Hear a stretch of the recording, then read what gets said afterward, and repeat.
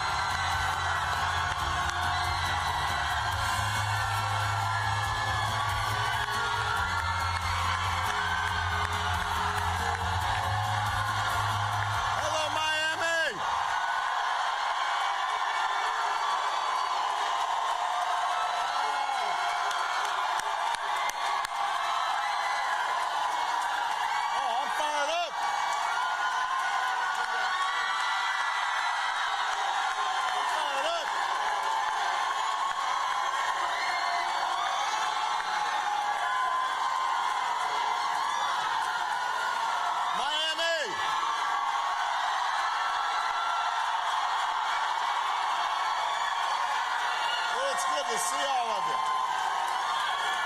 So, first and foremost, give it up for your next representatives, Mary Barzee Flores, Debbie Mercasell Powell, and from the U, Donna Shalala, a leader that we are going to send back to the United States Senate. My friend, Bill Nelson. And give it up for an outstanding mayor, one of the most inspiring, gifted candidates that are running this year, the next governor of the great state of Florida, Andrew Gillum. Give it up.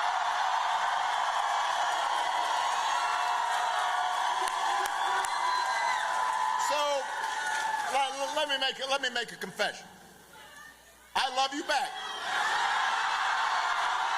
But you knew that. That wasn't a confession.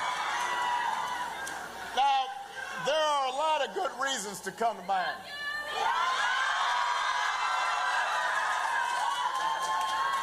It's starting to get a little cooler back in D.C. Leaves are falling and the wind's getting a little brisker, and you know, around this time of year you start thinking, I wouldn't mind being in Miami. You got the ocean, you've got really good Cuban sandwiches,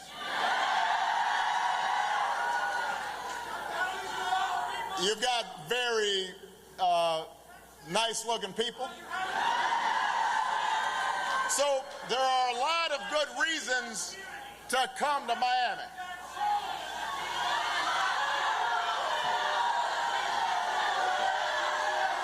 You know, it's okay. You know, you're right.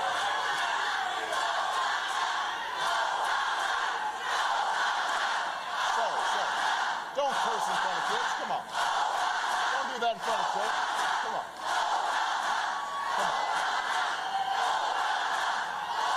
So,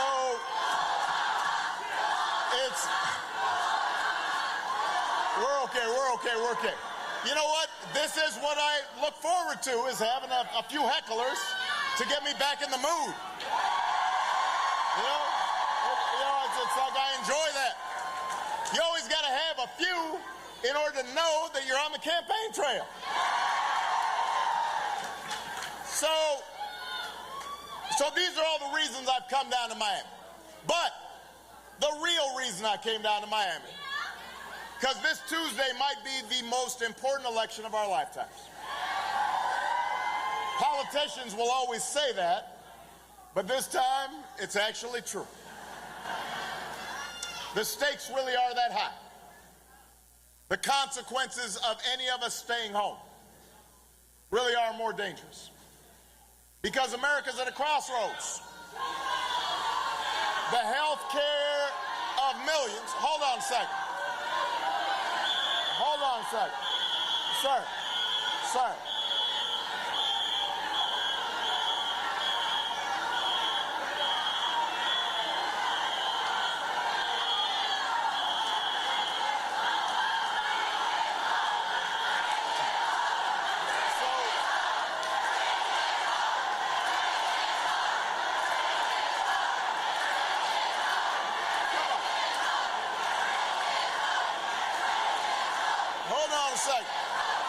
a second. Listen, here's the deal. Here's the deal. If you support the other candidates, then you should go support the other candidates.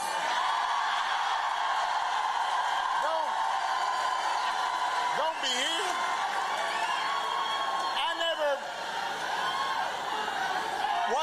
One of the things I never understood was why, if you're supporting the other guy, you come to my rally.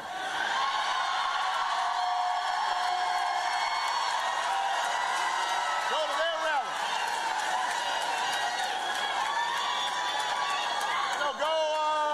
Go talk about what you're for. Don't come hollering here. Where was I?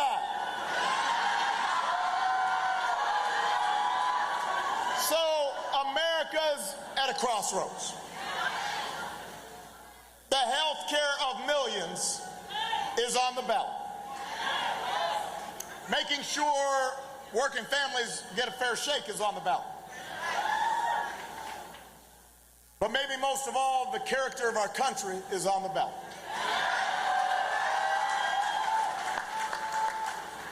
In the closing weeks of this election, we have seen repeated attempts to divide us with rhetoric designed to make us angry and make us fearful. That's designed to exploit our history of racial and ethnic and religious division that pits us against one another,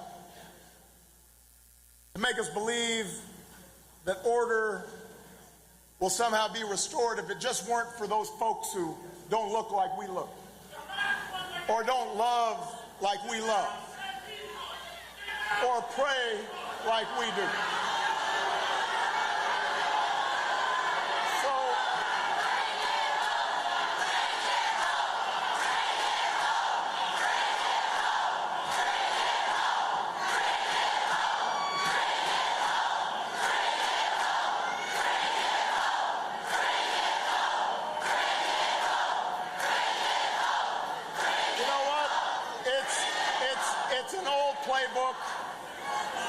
It's one that the powerful and the privileged turn to whenever control starts slipping away.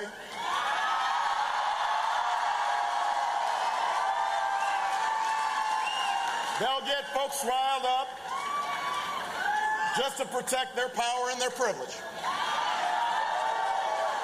even when it hurts the country, even when it puts people at risk. It's as cynical as politics gets. But in 4 days, Florida, you can reject that kind of politics.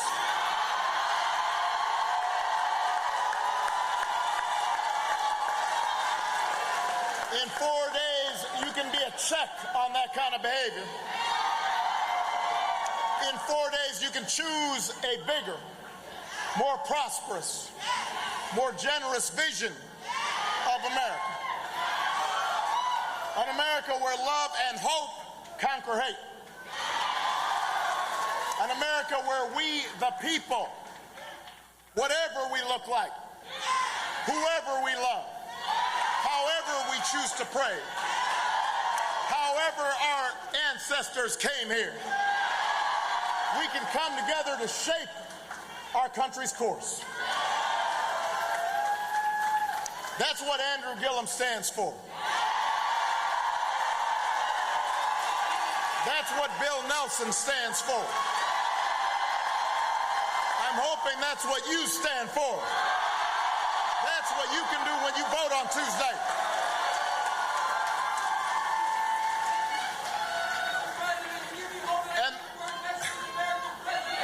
And then we've been at this crossroads. We've been at crossroads like this before. And each time we made the right choice, not by sitting back, not by waiting for history to happen to us, but by marching and by mobilizing and by organizing and by voting to make history happen. That's how we abolished slavery in this country. That's how we overcame a Great Depression. That's how we won women's rights and workers' rights and civil rights, LGBT rights and immigrants' rights. That's what made the story of America a story of progress. Ordinary people doing extraordinary things. But progress never comes without a fight. For every 2 steps of progressive change, we often take 1 step back in conservative retrenchment. Every time we start pulling ourselves closer to our founding ideals, that all of us are created equal, endowed by our Creator with certain inalienable rights. Every time we start including more people in that promise, some folks start pushing back. The status quo pushes back. You win the right to make a union? SEIU. But then somebody comes around and tries to bust your union. You win a higher minimum wage. Then Congress decides we won't raise the minimum wage for a decade. You win the right to vote. They try to make it hard for you to vote. Making this country better has never been easy. I love you too, but this is serious. 10 years ago, 10 years ago, I was campaigning for president. You know, I was in game shape back then. That's why I didn't lose my voice. I could talk all the time. Now I'm not used to talking this much. But 10 years ago, we had just gone through a period of conservative retrenchment. Republicans had been cutting taxes for the rich. They'd been cutting rules for big banks and for polluters. We had just gotten hit with the worst financial crisis in our lifetimes. And guess what? The Democrats had to come and clean up.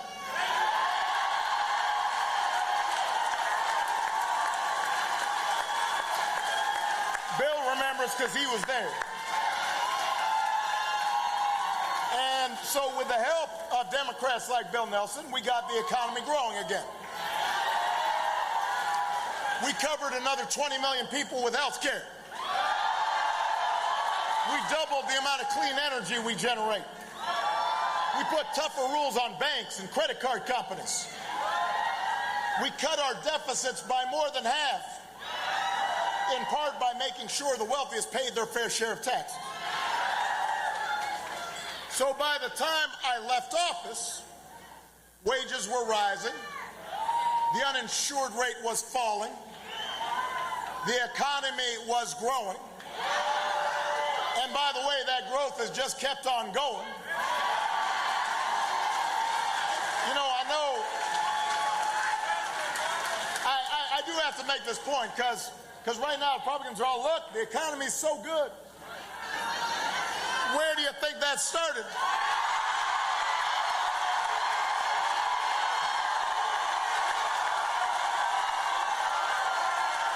When did that start?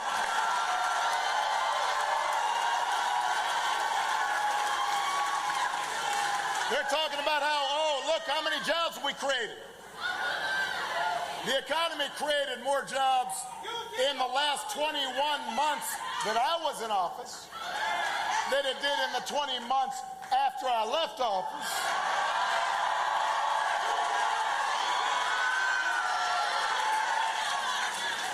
And at the time, they were saying how terrible the economy was. Anyway, we'll get to that. That's what a progressive agenda did. Now, we didn't get everything we wanted to do. You couldn't reverse 40-year economic trends in only 8 years. You couldn't bring all the jobs back that had moved overseas. You couldn't eliminate all the inequality that had built up, especially not after Republicans took over Congress and blocked everything that Bill and I and others tried to do. But Now Republicans have been in control for 2 years. Everything in Washington, White House, House, Senate. They've won governorships, including here in Florida. What have they done with that power? No, it's not. It's not true they haven't done nothing. That's not true. They cut taxes for the rich just like they did the last time. They stripped out rules to protect our air and water just like they did the last time. They ran up the deficit just like the last time. Just like the last time.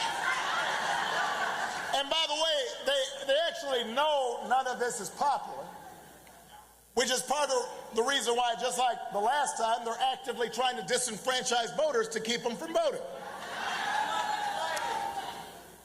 They're also resorting to the same tactic that they did the last time, which is to try to scare folks with whatever boogeyman or divisive social issues they can come up with, just like they did the last time. Let's take a look at what they've been up to. They promised to take on corruption. Instead, they have racked up enough indictments to field a football team.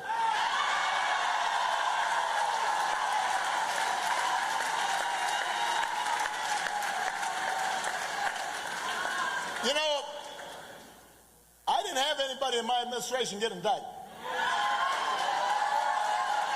I mean, I just thought that's how you're supposed to do things. They pledged to fight for the little guy. Instead, they doled out $1.5 trillion in tax cuts aimed at billionaires and corporations. Don't boo. No. Let me tell you something. Republicans can't hear you boo, but they can hear you vote.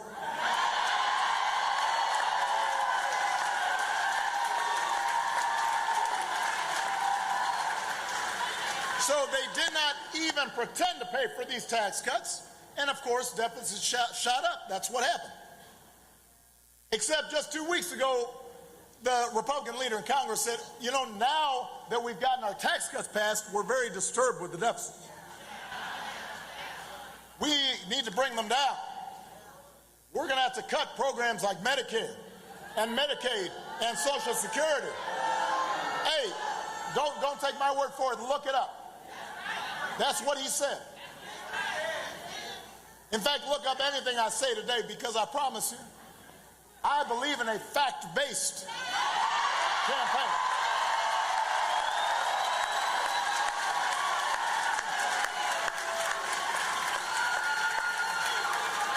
The point is that cutting Medicare and Social Security and Medicaid to pay for tax cuts for folks like Rick Scott does not sound like fighting for a little guy to me. You want somebody...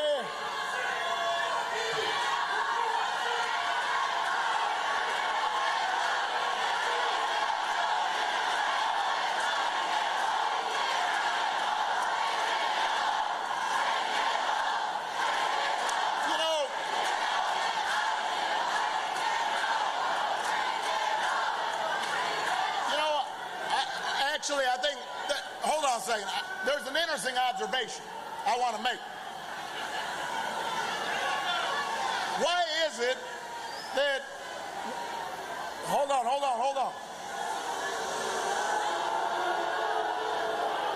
Why is it that the folks that won the last election are so mad all the time?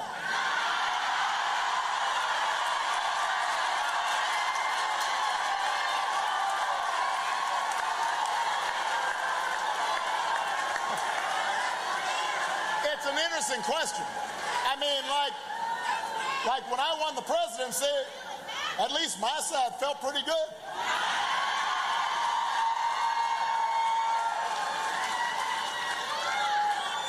You know, I don't know why. It tells you something interesting. That even the folks who are in charge are still mad.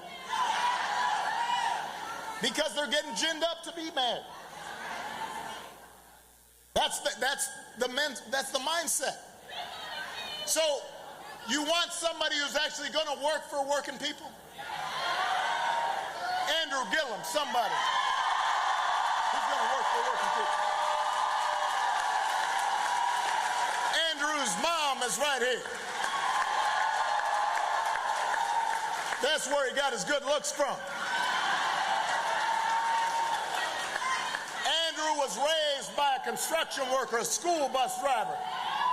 Had to work his way up the hard way to become mayor of Tallahassee. He knows the promise of this country, so he's not going to work.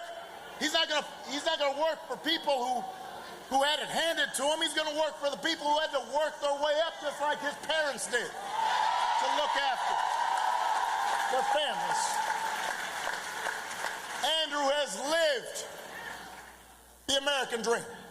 And if you give him your vote, he will fight to make sure every child in Florida has the same chance that this state and this country gave him.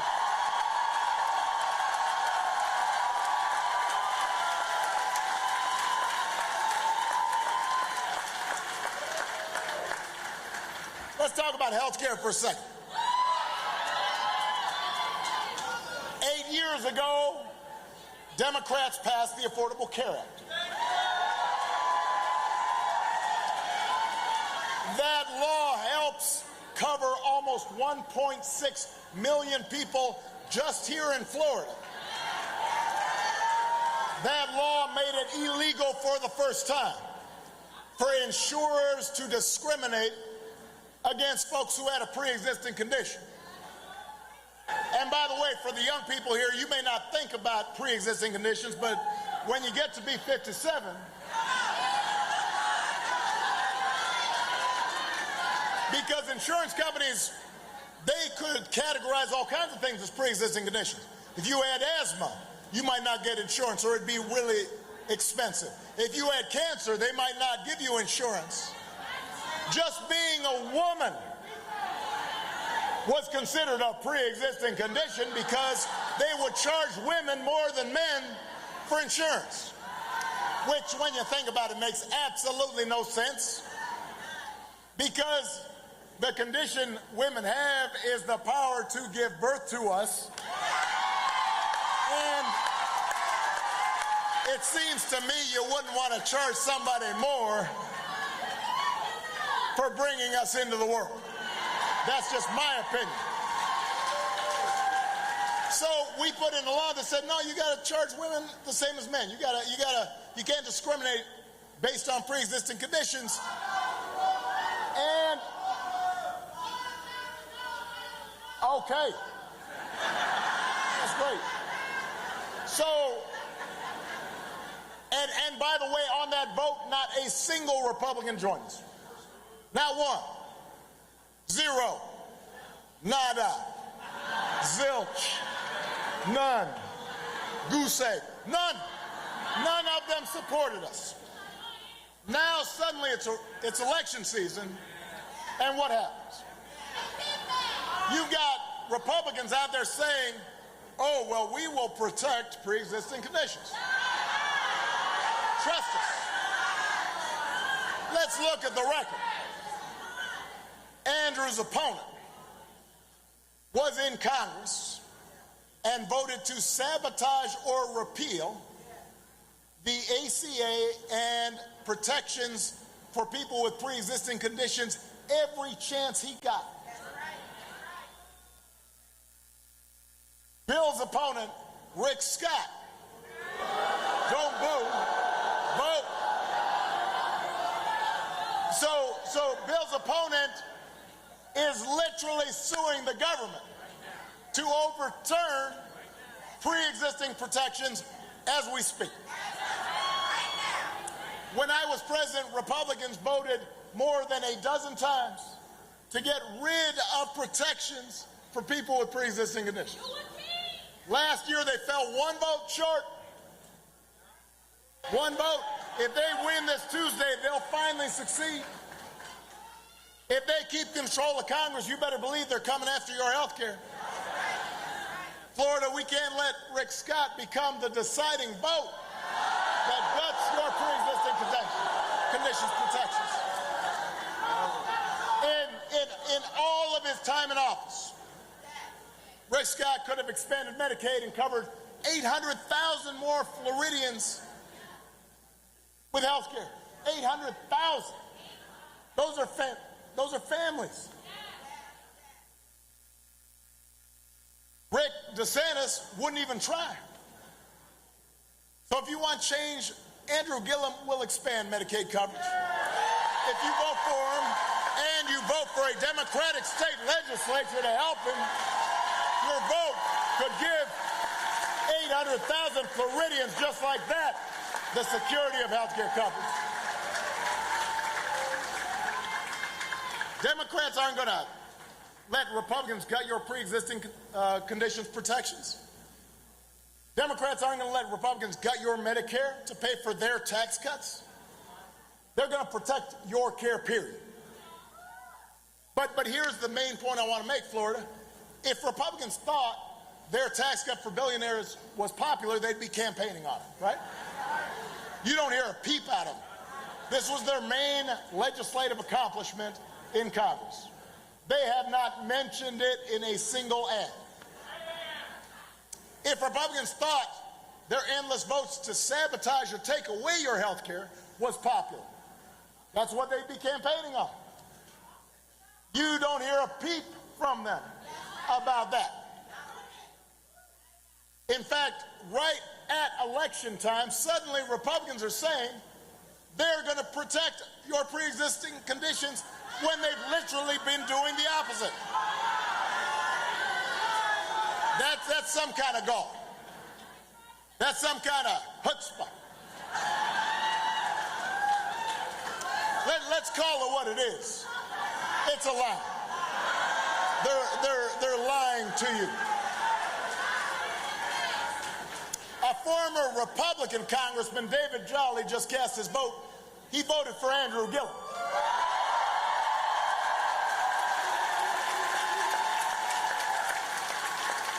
He said, the reason's simple, is because I've served with Ron DeSantis.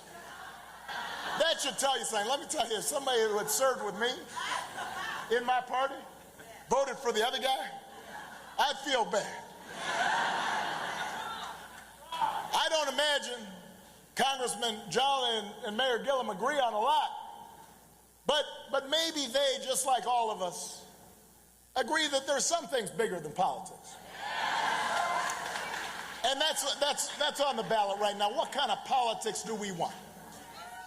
Do we want a politics where people are yelling at each other and making lewd gestures in front of the children?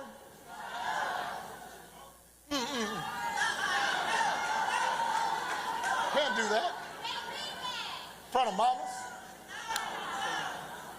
Look, throughout human history, politicians have made promises that turned out to be harder than they expected, and so they pump up the good things that they did. They downplay the stuff that didn't work out. They try to put a positive.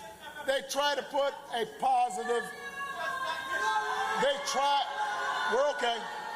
They try to put a positive spin on things. It's not just politicians, by the way, that do that. Y'all do that too.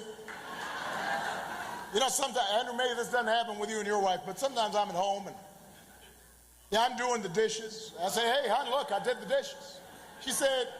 Michelle says, that's the first time in a month you've done dishes. Don't brag about it. I'm putting a positive spin on things. Then she asked me, what'd you do wrong? Otherwise, you wouldn't be doing the dishes. We all try to put a positive spin on things. But what we have not seen the way we're seeing right now is politicians just blatantly, repeatedly, baldly, shamelessly lying, just making stuff up. That's what they're doing right now all the time. And by the way, it's not the first time. They do this every election cycle. Try to terrify folks. And then the election comes and problem suddenly magically vanishes. You never hear about it again. In 2010, they said that Bill and we were setting up death panels to kill your grandma. Remember that? In 2014, they said, Ebola's going to kill all of us. Shut the borders. In 2016, it was Hillary's emails. They were all wound up about that. And the mainstream press picked up on it. This is terrible. This is a breach of security. You know they don't care about that, because if they did, they'd be worrying about the current president talking on his cell phone while the Chinese are listening in. They didn't care about it. They said it to get folks angry and ginned up. Now in 2018, they're telling you the existential threat to America is a bunch of poor refugees 1,000 miles away.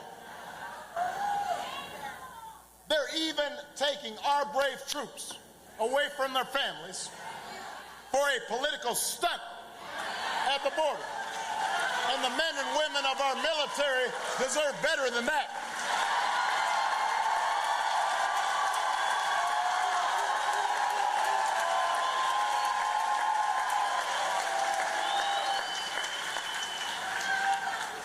So there's just constant fear-mongering to distract from the record.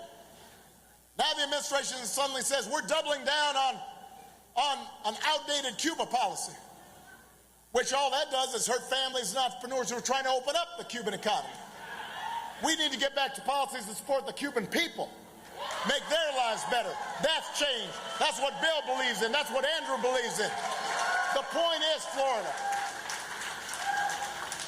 they make stuff up, but here's also the problem is too often we fall for it.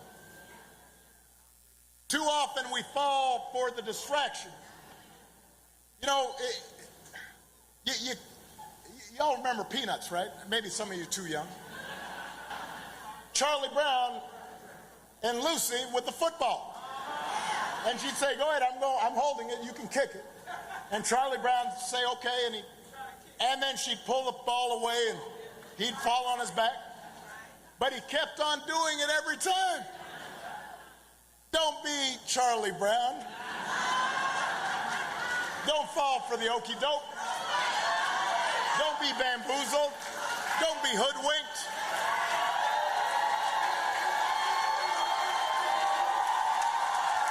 Because when you get distracted, while you're distracted with all this stuff they're making up, they're also robbing you blind. They'll be like, look over there. And then they're giving tax cuts to billionaires. Look over there. And then they're letting polluters poison your air and water. They will absolutely take health care away from millions the first chance they get while you are distracted with stuff that is not true. It's like the con where a door-to-door salesman says you need a security system while his buddy sneaks in the back and steals your stuff. But it's not just the practical effect in terms of policy.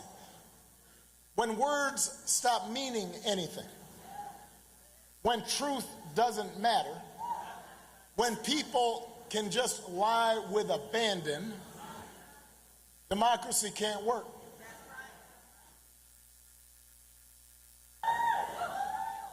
In our own lives, in our marriages, in our families, if consistently the people we're dealing with can't believe what we say, if our children see that it doesn't matter that you actually accomplish things, all you do is just make stuff up whenever it's expedient, society doesn't work.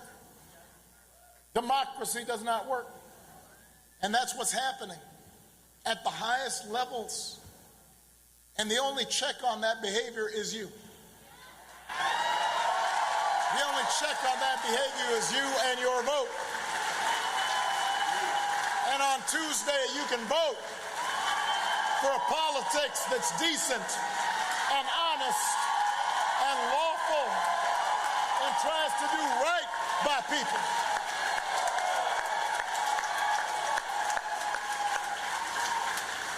If you're a Democrat, you better be voting for Andrew, Gillum, and Bill Nelson and the whole ticket. if you're not a Democrat, you should still be voting for it. Because it shouldn't be Democratic or Republican to say we don't just lie with impunity. It shouldn't be Democratic or Republican to say we don't just punish our political opponents trying to use a justice system. That we don't threaten the freedom of the press because they say something we don't like.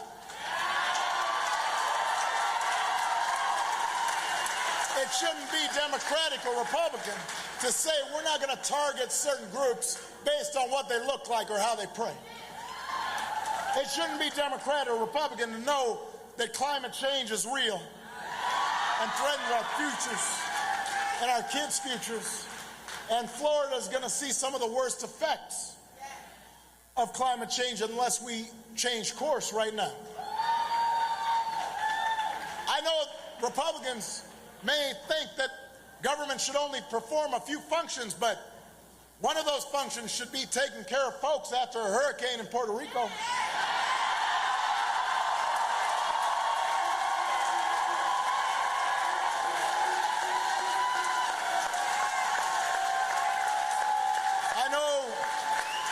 I know there are conservatives who think we should be fiscally prudent.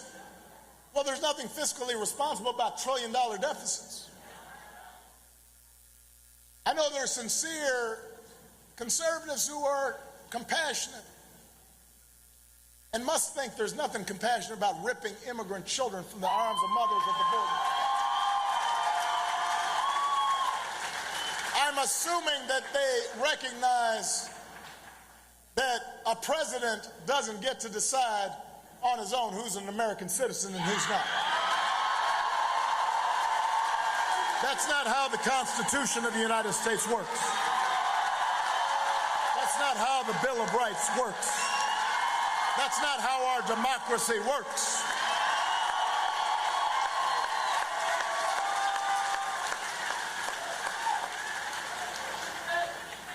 People who think it's wrong to spend 8 years trying to take away people's health care and then spend the final days pretending you're Mother Teresa, that they're Florence Nightingale.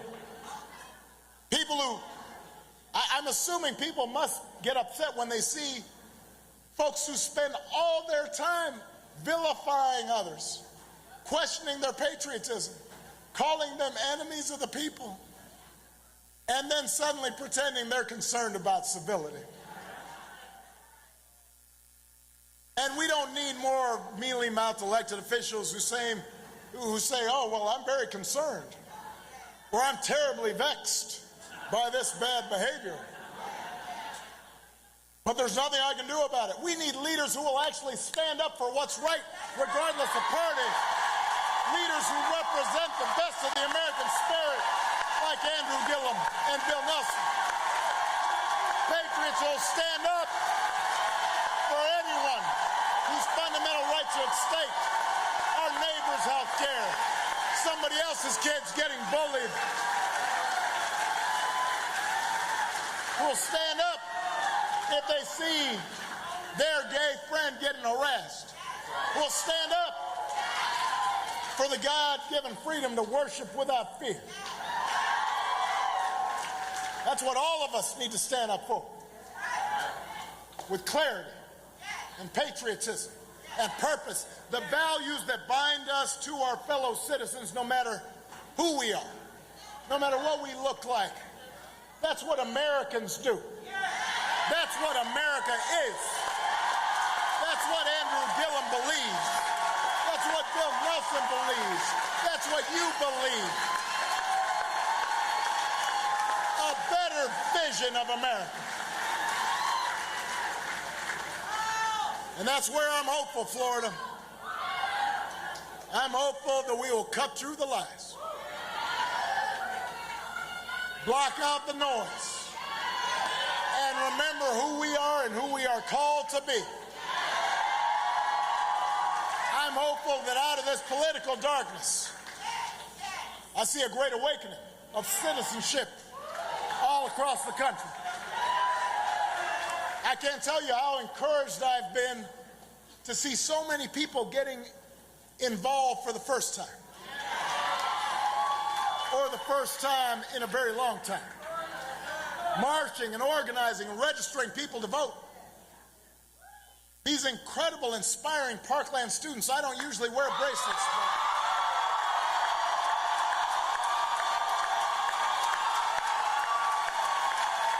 I saw some of the families backstage trying to transform unspeakable grief into a better world. Young veterans of Iraq and Afghanistan. Record numbers of women who are running for office. You know we need more women.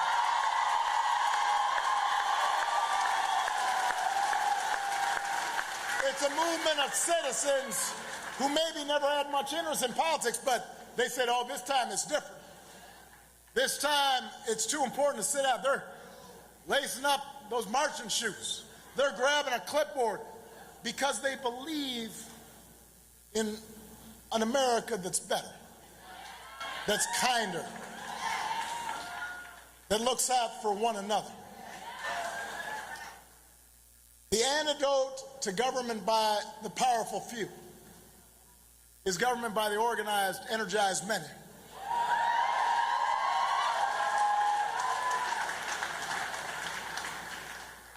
The antidote to a politics based on division is a politics based on a sense that we're in it together. That's what this moment's about. And I have to tell you, Florida, one election won't fix everything. You know, sometimes I hear young people especially saying, oh, well, you know, I don't know, all politicians are the same, nothing changes, everything. You know what? It's true that one election is not suddenly going to eliminate poverty in this country.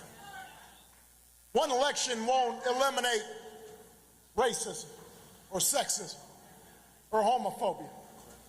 One election will not suddenly give everybody health care all at once or ensure that every child in Florida gets the kind of education they deserve. It's not going to happen just in one election, but it'll be a start.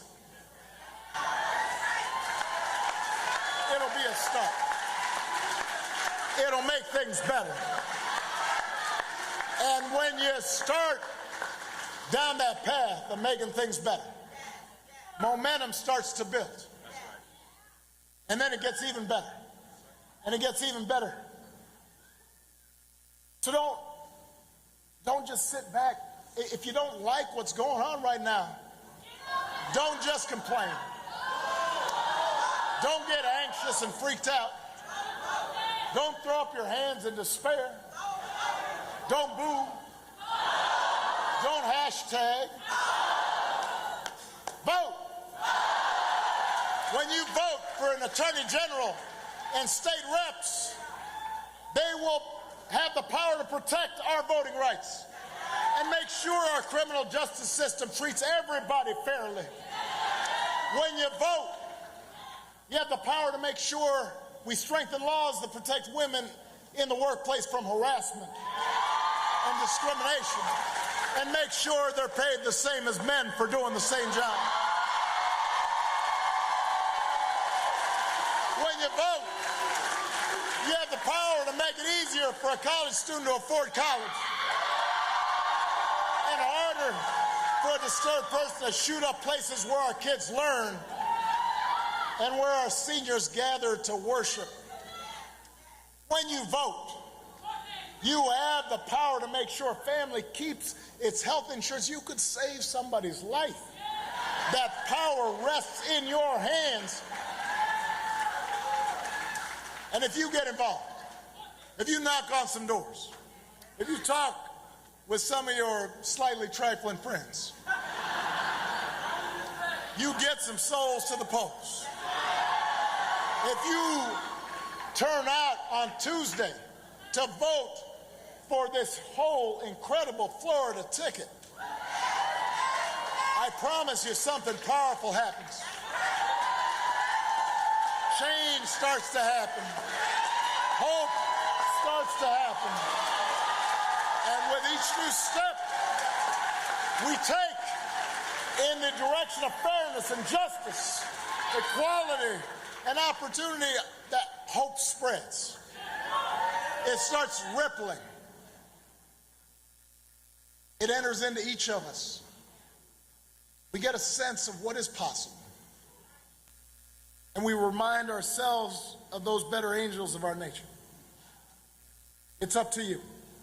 Let's make history happen right here in Florida. Let's get to work. Let's go vote. God bless you, Miami. God bless you, Florida. God bless the United States of America.